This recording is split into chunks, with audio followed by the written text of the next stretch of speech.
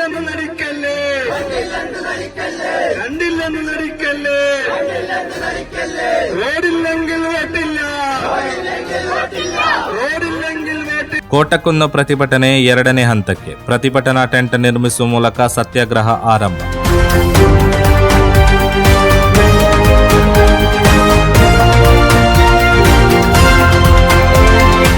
ವರ್ಷಗಳ ಪ್ರಯಾಣ ಸಂಕಷ್ಟಕ್ಕೆ ಅಂತ್ಯ ಹಾಡಬೇಕೆಂದು ಒತ್ತಾಯಿಸಿ ಕಡವತ್ತು ಕೋಟಕುನ್ನು ರಸ್ತೆ ಕ್ರಿಯಾ ಸಮಿತಿ ನೇತೃತ್ವದಲ್ಲಿ ನಡೆಯುತ್ತಿರುವ ಜನ ಆಂದೋಲನ 2ನೇ ಹಂತಕ್ಕೆ ಪ್ರವೇಶಿಸಿದೆ. ಆಂದೋಲನದ ಭಾಗವಾಗಿ ಸ್ಥಳೀಯರು ಪ್ರತಿಭಟನಾ ಸ್ಥಳದಲ್ಲಿ ಟೆಂಟ್ ನಿರ್ಮಿಸಿ ಅನಿರ್ದಿಷ್ಟಾವಧಿ ಸತ್ಯಾಗ್ರಹ ಆರಂಭಿಸಿದ್ದಾರೆ. ಮಂಗಳವಾರ ನಡೆದ ಪಂಜಿನ ಮೆರವಣಿಗೆ ನಂತರ ಸ್ಥಳೀಯರು ಮುಷ್ಕರವನ್ನ ಹೆಚ್ಚು ಪ್ರಬಲ ರೂಪಕ್ಕೆ ಕೊಂಡೊಯ್ಯಲು ನಿರ್ಧರಿಸಿದ್ದಾರೆ. ಹಿರಿಯ ನಾಗರಿಕರು ಮತ್ತು ಮಹಿಳೆಯರು ಸೇರಿದಂತೆ ನೂರಾರು ಜನರು ಬೆಳಗ್ಗೆ ಪ್ರತಿಭಟನಾ ಟೆಂಟ್ ತಲುಪಿ ಒಗ್ಗಟ್ಟು ವ್ಯಕ್ತಪಡಿಸಿದರು.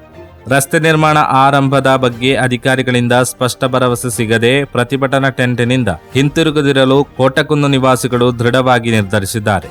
ಕಡವತ್ತು ಕೋಟಕುನ್ನು ರಸ್ತೆ ಮೊಗ್ರಾಲ್ ಪುತ್ತೂರು ಪಂಚಾಯತ್ನಲ್ಲಿ ಅತ್ಯಂತ ಕೆಟ್ಟ ರಸ್ತೆಗಳಲ್ಲಿ ಒಂದಾಗಿದ್ದರಿಂದ ಅಧಿಕಾರಿಗಳು ತೋರಿಸಿರುವ ನಿರ್ಲಕ್ಷ್ಯದಿಂದ ಸ್ಥಳೀಯರು ಕೋಪಗೊಂಡಿದ್ದಾರೆ. ನಿಯಮಿತವಾಗಿ ತೆರಿಗೆ ಪಾವತಿಸುವ ನಾಗರಿಕರಿಗೆ ಚಲನೆಯ ಸ್ವಾತಂತ್ರ್ಯವನ್ನ ನಿರಾಕರಿಸುವ ಮೂಲಕ ಸರ್ಕಾರ ಜನರ ತಾಳ್ಮೆಯನ್ನ ಪರೀಕ್ಷಿಸುತ್ತಿದೆ ಎಂದು ಪ್ರತಿಭಟನಾ ಸಮಿತಿ ಆರೋಪಿಸಿದೆ.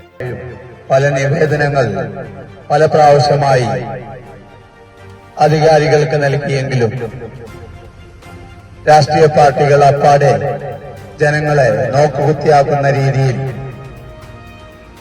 വിവിധ പ്രലോഭനങ്ങൾ നൽകി പോസ്റ്റർ ഇറക്കുകയും അതുപോലെ തന്നെ ಮುಂಬರುವ ದಿನಗಳಲ್ಲಿ ಮುಷ್ಕರವನ್ನ ತೀವ್ರಗೊಳಿಸಲಾಗುವುದು ಮತ್ತು ರಸ್ತೆ ತಡೆ ಸೇರಿದಂತೆ ಕಠಿಣ ಕ್ರಮಗಳತ್ತ ಸಾಗಲಾಗುವುದು ಎಂದು ಕ್ರಿಯಾ ಸಮಿತಿ ಎಚ್ಚರಿಸಿದೆ. ಕಾರ್ಯಸಮಿತಿಯ ನೇತೃತ್ವವನ್ನ ಅಧ್ಯಕ್ಷ Latif KM, general convener Ansari, finance convener Raufa, Siraj KK, Nazir KU, Haris ಮತ್ತು ಇತರರು ವಹಿಸಿದ್ದರು. ഞങ്ങളിലുണ്ടൊരു 1000 വോട്ടുകൾ, ഞങ്ങളിലും